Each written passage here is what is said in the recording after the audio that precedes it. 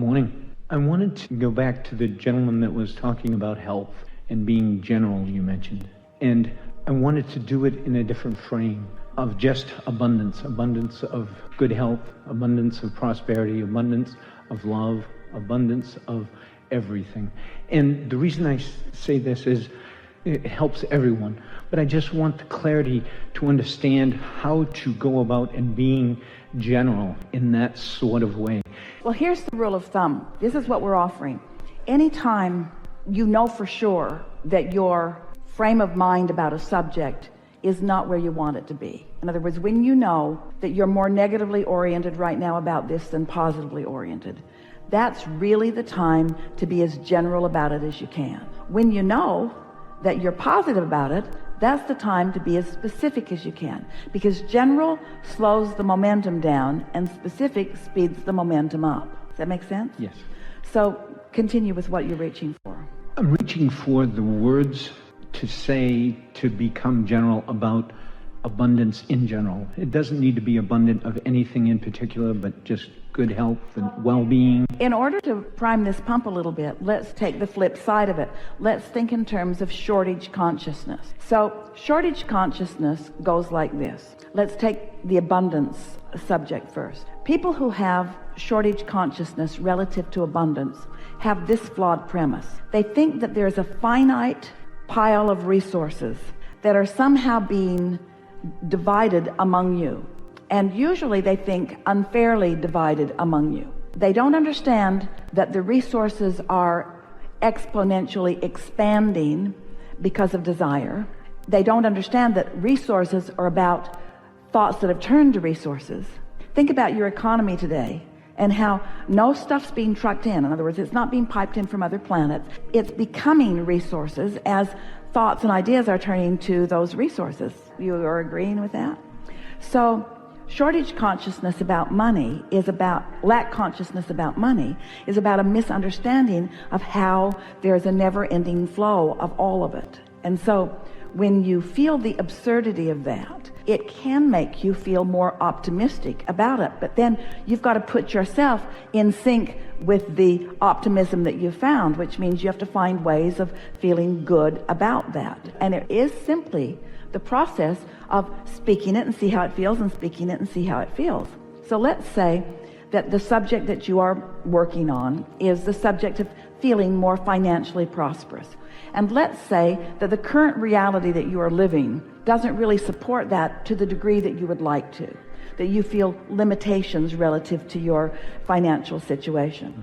And so if you are looking precisely at how much money you have, what your asset to liability relationship is, if you're looking at your income increase, in other words, if you are looking at reality and coming up with answers that you don't want to come up with, then those specific thoughts are holding you in a place you don't want to be, and even taking you further into a place that you don't want to be. So you know that's not the right approach. So by getting general about it, we mean statements like this, kind of an uncondition of it. The bank and the money in it is a condition. The way you feel is an uncondition.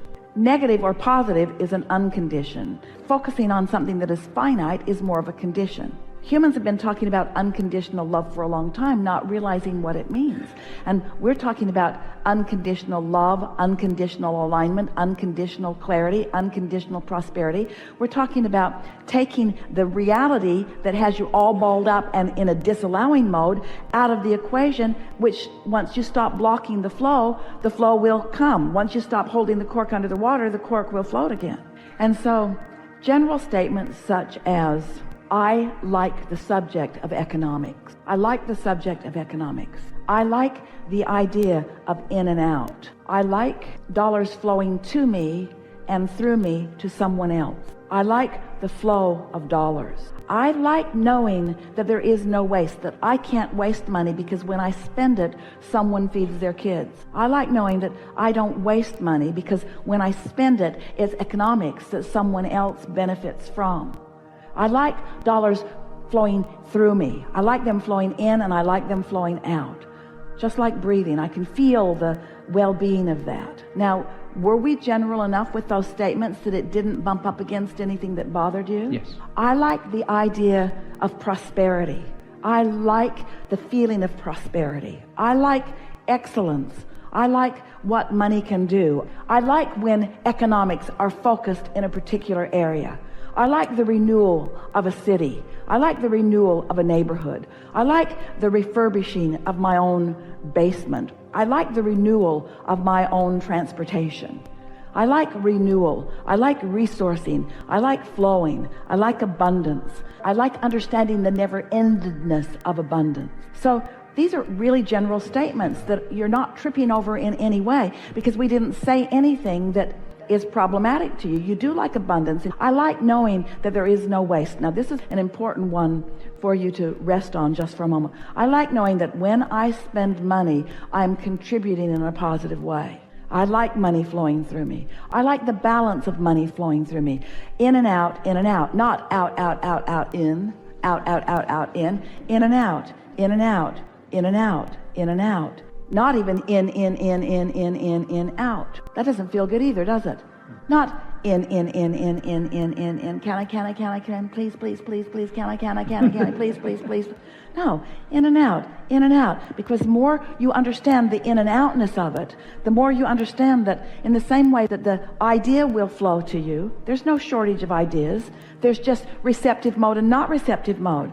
So if you're not in the receptive mode, then you're saying, no ideas here. We say, yes, they're all around. They're being transmitted to you. You're just not receiving them because you're not in the receptive mode. You say, well, give me an idea and I'll be in the receptive mode. Get in the receptive mode and then the idea will flow. Just like, well, give me the money and then I'll feel prosperous. Feel prosperous and then the money will flow. You've got to find the mindset. You've got to find the vibrational stance. You've got to find the emotional stance in order to allow it to flow. And you can tell when you do. So whether it's clarity shortage or money shortage, doesn't matter what the shortage is. In every case, the shortage is caused by you, and don't be hard on yourself, by the beliefs you've picked up along your physical trail. Well, it's logical that if you're in an environment where people are worried about money, where they're telling you that you're wasteful, where they're conveying to you that if you utilize that resource or whatever it is, that you are squandering it or wasting it, because humans are accustomed to looking at things in a finite way. And yet it's so interesting to watch your weather patterns and the way you create your floods and droughts, because the water is proportionate to your desires and needs, but it flows sporadically because of your blocking it off and not allowing it to. And the abundance of dollars and the abundance of clarity, the abundance of ideas are the same. It's an individual thing, much more than you know. But you don't see yourselves as individual because you are so aware as you are looking out into the population of your world of what others are doing. We're just asking you to try a little bit, to think thoughts that feel better to you when you think them, and watch what happens to the prosperity that you begin to allow into your own experience. There will always be those who have practiced shortage consciousness long enough that they are sure that you are their problem, but you are not. And as long as you let them think that you are their problem, they will not find a solution because you are not their problem. So the words that you say about abundance in all those categories will help, putting a general feel on it. Well, use your own logic about it also. In other words, this is really self-talk. This is really self-convincing. This is really talking yourself into your own blessings. That's the thing that is so interesting to us, is that the wherewithal for everything that you want is right there for you for the taking. Just like ripe fruit on a tree, right there for you. But sometimes, as individuals or as mass consciousness, you get fixated on something that blocks you off from it, and then you demand that it is not there. That would be like saying to your dog, who clearly can hear something you can't hear, stop it. You're faking that. I know for sure you can't hear that because I can't. So stop it.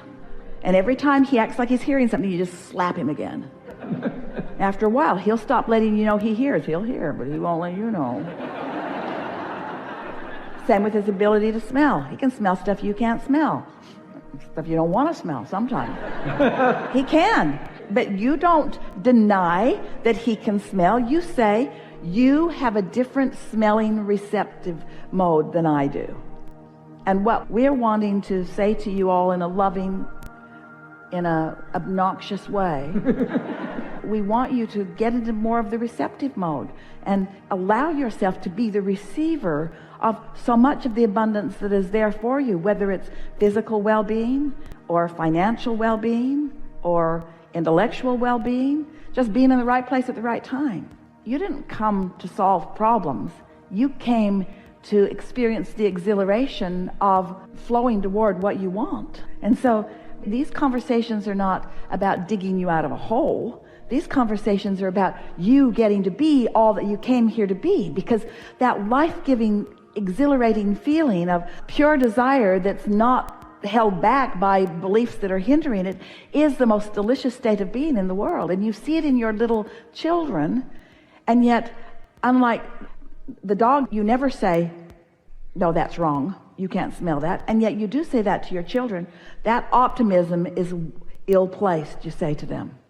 Sometimes you do. You can't make a living doing that. Go get a real job. You need to go to college, and you need to find out what the needs are in this world, not what the wants are. You don't get to do what you want to do. You have to figure out what the needs are, and you need to become educated so that you can feel needs. I know life sucks, but it's hard. That's sort of the adult to children perspective. And if they're happy, especially if they're loud when they're happy, you say, settle down, settle down, settle down. You want them to settle down. Face reality. And they say, no, I wasn't born to face reality. There's so much that I can see that you can't see, dear dead mother and daddy. You can't see it anymore because you've stopped allowing yourselves to believe. But I'm little and I'm young and I still believe. And we want you to return to those who believe. And you can do it. Oh, here it is. You got to figure out how to get there around your path of resistance. That's why we call it the path of least resistance. It really would be better if we called it the path of most allowance, but most humans can hear the path of least resistance more. So consider this. Your inner being knows right where you are, right here, right now, on all subjects, and where you want to be, right here, right now, on all subjects, and knows how to get you from there to there, from where you are to where you want to be, knows where all the resistance pieces in your trail are, and is calling you over and around and under and through all of them, knows how to get you there. And so your inner being isn't condemning you for putting resistance on your trail. Your inner being just accepts that that's a sort of natural thing, but is still guiding you around it. The other day, Esther was looking for something. Happens from time to time because she's spread out in a lot of different places. And so she could not find it. It was a piece of paper. She sort of kind of remembered where she last saw it, and she knew which logical pile it should be in and which suitcase or box it was likely in as she had transported it from one place to another. But she could not find it, and she needed it, and she needed it now. So she decided to just forget about it because she had worked herself into a sort of frenzy to the point that she was saying, Esther, she was scolding herself, you could do better than this. You have the ability to be more organized than this. She was really giving herself a lot of grief. And then she got an idea to just go have lunch. So she had lunch and sort of forgot about it. And as soon as she got back to the house, she thought of something else she needed, and she knew right where it was. And when she went to get this other thing that she needed, there was the other thing that she was looking for right there with it. So her inner being guided her through the path of least resistance, through the path of her lesser resistance. She was not resistant about that other thing. And so her inner being could easily guide her to that. You see what we're getting at? How can we work our way through that resistance with wording? Because it's not about the wording so much. It's how we feel. I understand. Words sometimes can help, but what it really is when you are aware that there is resistance, stop trying to push through it. Because trying to push yourself through it just makes more resistance, so it just gets worse. So it really is about surrendering. This is what you wanted to talk about. It really is about giving up. Oh, never mind, I can do this later. Oh, never mind, this isn't the right time for that. Oh, never mind.